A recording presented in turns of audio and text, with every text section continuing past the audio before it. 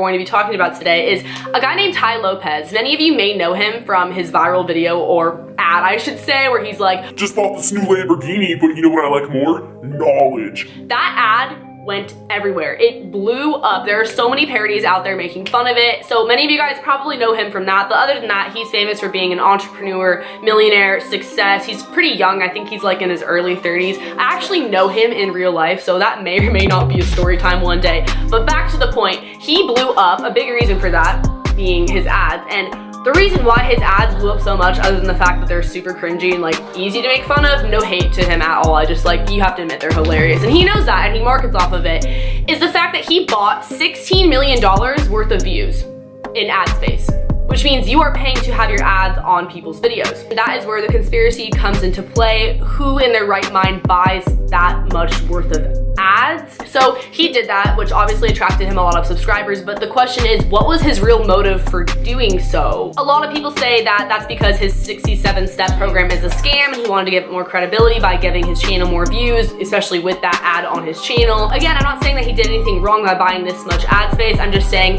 who in their right mind does that? I get that you're a millionaire, but like $16 million, that is still a lot of money, even to a millionaire. Like, that's a lot of money. So, I don't know, let me know what you guys think in the comment section below. We're going to move on to our second YouTube conspiracy theory. This is one that everyone's probably heard of by now.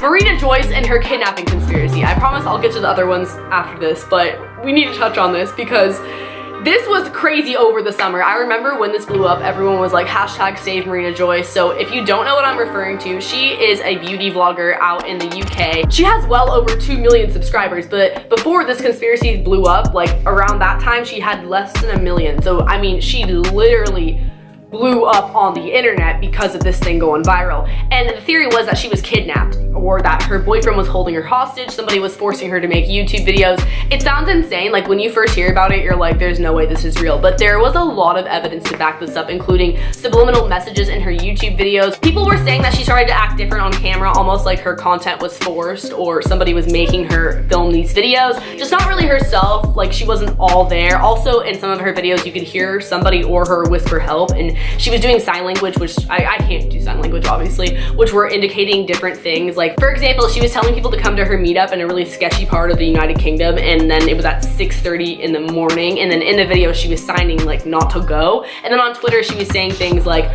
hope everyone likes pancakes, AKA help, like the capital H in hope, the capital E in everyone. You get the idea. Just a lot of things like that, and we're like, girl, are you trying to get us to call the police? Like, I don't know. The police actually ended up going to her house and she appeared to be fine, but people were still saying that ISIS had abducted her, that the police were lying. And then in her tweets, it was really confusing because she would like people's tweets where they were like, if you're not okay, like this tweet. A lot of people think that this was a publicity stunt. She claims that it was a publicity stunt done by her viewers, that just one thing led to another and it got really blown out of proportion. Anna Campbell, my girl, she came out with a video, which is now on private, but I'm pretty sure she's gonna public it again soon, where she talks about how Marina Joyce may or may not be schizophrenic. I have no idea, not making any claims, but it made a lot of sense. If you guys did watch that video, it got a couple million views. So yeah, maybe that's the case. I don't really know. I don't think she's kidnapped because at this point, like, she seems to be okay. She keeps putting up videos. But we're gonna move on to our third conspiracy theory, which is about Tana Mongeau. And I actually met her and I talked about this with her, and she was saying how it's like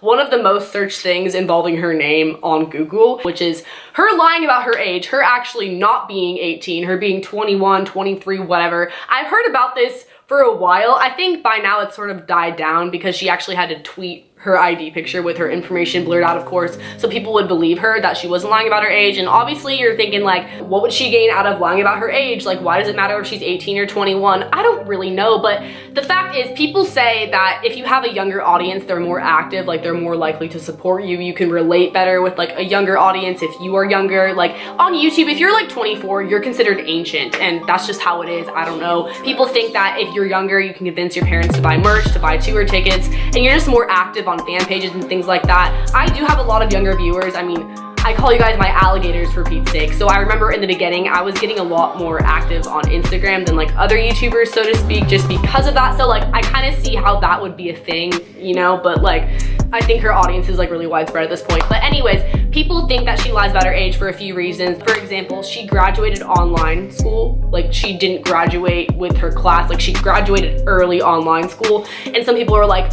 oh yeah, show us the receipts. Like, did you really graduate online school? Like, that's not adding up. You might have just graduated the year before and you're lying about what class you were in. So that's one reason why people think that she's actually like 21 or older. Another reason is that she participates in that she goes to a lot of raves, and raves are so much fun. A lot of the lit raves, they're like 18 plus. EDC, for example, I believe Coachella might be, maybe not, but either way, she's been to 18 plus raves, like she has been, and she turned 18 over the summer, and she was doing that like long before she turned 18. She claims that it's because she has connections, which I'm sure she does, and on top of that, I mean, everyone has fake IDs, like, let's be real. I have been to raves. It's so easy to get in if you're not 18, like, that's just how it is. I didn't go to raves until I was 18, but still. Another reason why people say that she's lying about her age is the fact that she said she's been working since she was 14, and she's cleared this up by now, saying that she had a work permit, that's why she did that, but people were saying like, oh, actually in the state of blah blah blah, you can't work until you're this age, or you can't work that many hours until you're this age, and just people trying to basically prove her wrong with the law, because it obviously isn't common for people to work that young. Like, I don't know, at least in America, I feel like people don't work until they're like 16-ish, unless it's like a family business or babysitting, things like that, but she was working at PacSun. So yeah, that's sort of debunking that theory that she actually is how old she says she is, which is 18 years old.